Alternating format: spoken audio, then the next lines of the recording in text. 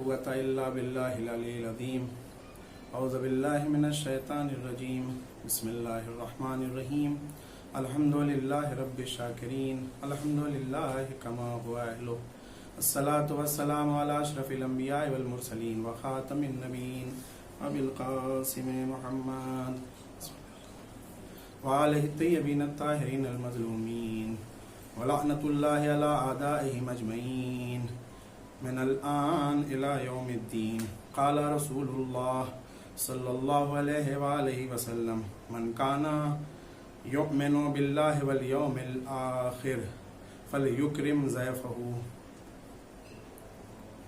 دین مبین اسلام انسانوں کی ہدایت و سعادت اور کامیابی و کامرانی کے لیے آیا ہے. انسانی زندگی کا کوئی ایسا شعبہ نہیں جو اس کی تعلیمات سے خالی ہو. اسلام ہمیں ملنے جلنے اٹھنے بیٹھنے کھانے پینے کا طریقہ تعلیم کرتا ہے. چنانچہ اسلام نے ہمیں یہ بھی بتایا ہے کہ اگر تمہارے کے ہاں کوئی مہمان آ جائے تو اس کا کیسے اکرام و احترام کیا جائے، اس کے ساتھ کیسے پیش آیا جائے. ارباب ایمان، یہاں پر دو چیزیں ہیں. ایک ہوتا ہے دو طرح کے مہمان گھر پر آتے ہیں. ایک ہوتا ہے انسان خود دعوت دیتا ہے کسی کو، اور جب دعوت دیتا ہے تو وہ مومن دوسرے مومن کے ہاں گھر پر تشریف لاتا ہے. ایک یہ چیز ہے. ایک یہ ہے کہ مہمان کوئی مومن کسی کے گھر پر اچانک پہنچ جاتا ہے، اسے بھی مہمان کہا جاتا ہے. لیکن ایک بات بہت اہم ہے کہ اگر کوئی مہمان بغیر دعوت کے کسی مومن کے ہاں آ جاتا ہے اور کوئی مومن اس کی مہمانی کرتا ہے، تو یہ سمجھ لیجئے کہ اگر بغیر بتائے ہوئے بغیر کسی خبر کے کوئی آتا ہے تو یہ سمجھ لیجئے پروردگار نے اس شخص کو توفیق عطا کی ہے کہ وہ اللہ کے بھیجے ہوئے مہمان کی مہمان نوازی کرے. یہ کوئی چھوٹی موٹی چیز نہیں ہے. ہم اسلام کی تعلیمات کے بارے میں کم سے کم تھوڑا بہت جانتے ہیں، لیکن گہرائیوں تک نہیں جانتے ہیں کہ اسلام نے اگر کسی تعلیم کو کسی قانون کو بنایا ہے تو کیوں بنایا ہے. اس کی گہرائیوں تک جانا ہوگا، اس کی اہمیت کو سمجھنا ہوگا. کیا فائدہ ہے اس تعلیم کا، ہمیں یہ دیکھنا ہوگا کہ دنیا میں کیا فائدہ ہے اور آخرت میں کیا فائدہ ہے. مہمان نوازی کے سلسلے سے بھی اخروی فائدہ بھی موجود ہے اور دنیاوی فائدہ بھی موجود ہے. ہم مہمان کی مہمان نوازی کرتے ہیں تو اللہ بھی خوش ہوتا ہے، اہل بیت بھی خوش ہوتے ہیں، اور ہمیں عزت و وقار پروردگار عطا کرتا ہے. ارباب ایمان، کیا فائدہ ہے اگر کسی مومن کی مہمان نوازی کی جائے، کوئی مومن گھر پر آ جائے تو کیا فائدہ ہے؟ فائدہ بھی بتایا ہے ہمیں اہل بیت نے، ہمیں اسلام نے، اور یہ بھی بتایا ہے کہ مہمانوں کا اکرام و احترام کیا جائے. اسی لیے رسول اکرم صلی اللہ علیہ وسلم ارشاد فرماتے ہیں من کان یؤمن باللہ والیوم الآخر، کہ جو اللہ پر اور آخرت پر ایمان رکھتا ہے فلیکرم ضیفہ، وہ مہمان کا اکرام و احترام کرتا ہے. آئیے ایک دوسری حدیث میں ارشاد فرما رہے ہیں سرکار ختمی مرتبت کہ اس کا فائدہ کیا ہے. اگر کوئی مہمان آ جائے، اگر ہم اس کا اکرام احترام کر رہے ہیں، اس کی مہمان نوازی کر رہے ہیں، تو کیا فائدہ ہے. دیکھیے کتنی بہترین حدیث ہے، معنی خیز حدیث ہے. ہر انسان نہیں جانتا ہے، بس ظاہری طور پہ یہ جانتا ہے کہ ہاں مہمانوں کی مہمان نوازی کرنی چاہیے. لیکن رسول اکرم کیا فرماتے ہیں؟ الضیف ینزل برزقہ، کہ جب کوئی مہمان کسی میزبان کے گھر میں آتا ہے تو اپنا رزق لے کے آتا ہے.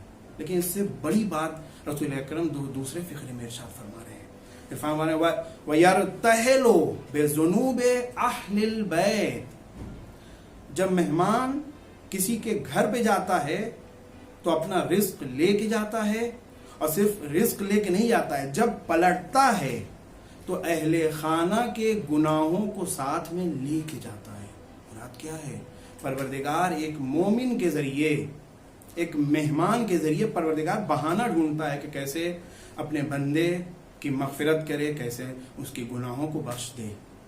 तो मेहमान के ज़रिए एक मोमिन की, अहले खाना की मग़फ़िरत, उनके गुनाहों को परवरदिगार बख्श रहा है। दूसरी अहम बात यह है कि आपने देखा होगा कि हम किसी को मेहमान बुलाते हैं तो सोचते हैं कि जितनी भी नेमतें हों, अपनी औकात से ज़्यादा परेशानी में मुब्तला होके, जिसे कहा जाए, चाहते हैं कि मेहमान की पूरी तरह मेहमान नवाजी करें, कोई जिसे कहा जाए ऐसी चीज़ ना हो कि जो मेहमान के सामने पेश ना की जाए। इस सिलसिले से भी हदीस मौजूद है, रसूल अकरम इरशाद फरमा रहे हैं कि नहीं, ऐसे मकाम पर परेशान ना हो। अगर कोई मेहमान आ जाता है तो अपनी बिसात, अपनी हैसियत के मुताबिक उसकी मेहमान नवाजी करो। अपनी हैसियत के मुताबिक, अपनी हैसियत से बढ़ के ना करो, परेशानी में मुब्तला ना हो। इखलास व खुलूस के साथ, असल होना चाहिए इखलास व खुलूस। परवरदिगार, याद रखिएगा, इखलास व खुलूस किसे कहते हैं कि यानी हर काम में इखलास व खुलूस होना चाहिए। इखलास व खुलूस सिर्फ अल्लाह के लिए है। तो जो काम, नेक काम अल्लाह के लिए होगा, परवरदिगार उसका अजर अता करेगा, सवाब अता करेगा। इसीलिए रसूल अकरम इरशाद फरमा रहे हैं कि देखो, परेशान, जो चीज़ तुम्हारे पास है, जितनी हैसियत तुम्हारे पास है, उसी एतबार से उसकी मेहमान नवाजी करो। क्या फरमा रहे हैं? ला यतकल्लफन्ना अहदुन लिज़ैफ़िही मा ला यक़दिर। साफ साफ कह रहे हैं, कोई भी मेज़बान को, किसी भी शख्स को मेहमान के लिए अपने आप को तकलीफ में नहीं डालना है, परेशानी में नहीं डालना है। उस अपनी हैसियत के मुताबिक जो हो सकता है उसकी मेहमान नवाजी की जाए। चुनांचे अब देखिए, हमारे लिए अहले बैत बेहतरीन नमूने अमल है। इस सिलसिले से भी एक वाक़या है अमीरुल मोमिनीन अलैहिस्सलाम का। छठे इमाम जाफ़र सादिक़ अलैहिस्सलाम इरशाद फरमाते हैं कि एक शख्स मौलाए कायनात के पास आता है, मोमिन था, और आने के बाद कहता है, मौलाए कायनात, मैं अपने घर पर आपको दावत दे रहा हूँ, आप हमारे घर पे आइए। जानते हैं, मोमिन की दावत को लब्बैक कहना सवाब है, अल्लाह भी खुश होता है और अहले बैत भी खुश होंगे। तो मौलाए कायनात ने कबूल किया, दावत को कबूल किया, लेकिन उसके बाद जो अमल अंजाम दिया है, जो चीज़ें बताई, वो हमारे लिए नमूने अमल है, सरमश्क है, रहती दुनिया तक हमारे काम आएगा। मौलाए कायनात कहते हैं कि ठीक है, मैं तुम्हारी इस दावत को कबूल करता हूँ, लेकिन मेरी भी शर्त है।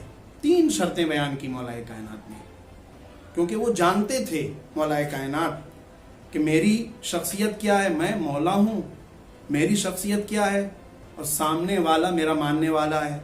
जब मैं उसके घर जाऊँगा तो वो परेशानी में मुब्तला होगा और अपनी बिसात, अपनी औकात, अपनी हैसियत से ज़्यादा हमारे लिए फ़िक्र करेगा कि उनके लिए तरह तरह की ग़िज़ाएँ मुहैया की जाएँ, उनकी मेहमान नवाजी की जाए। मौला ने एकदम साफ साफ कहा कि देखो, मैं तुम्हारे के मेहमान आऊँगा, लेकिन 3 शर्तें हैं। वो 3 शर्तें कौन सी हैं?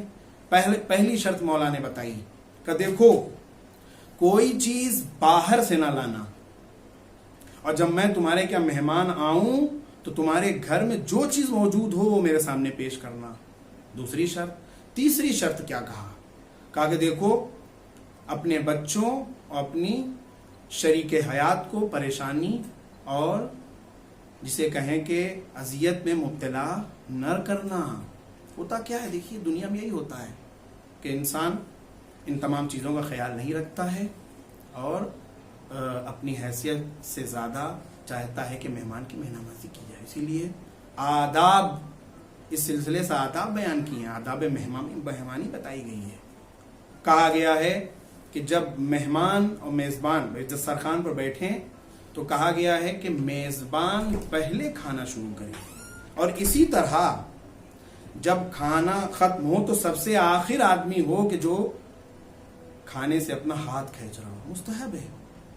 इसी तरह कहा गया है कि 2 शब तक कोई भी मेहमान आ जाए, 2 शब तक वो मेहमान रहता है, तीसरी शब को वो जुज़्व अहले खाना हो जाता है। मुराद क्या है, वो तकल्लुफ़ात अब नहीं रहेंगे। जो अहले खाना और घर वाले जो चीज़ें खाते हैं वो साथ में वो मेहमान भी खाएगा। ये सब रिवायत में मौजूद है, ये तमाम चीज़ें हैं। इसी तरह कहा गया है کہ جب مہمان کے لیے کہا گیا کہ جب مہمان کسی میزبان کے گھر آئے تو اس مقام پر، اس جگہ پر بیٹھے جہاں میزبان اسے بتا رہا ہے، کیونکہ میزبان بہتر جانتا ہے کون سی جگہ مناسب ہے، کون سی جگہ مناسب نہیں ہے۔ پروردگار ہم تمام لوگوں کو توفیق عطا کر کہ ہم اسلام کی تعلیمات کو اپناتے رہیں اور لوگوں کو اس سلسلے سے عمل کرنے کے لیے حوصلہ افزائی کرتے رہیں۔ السلام علیکم۔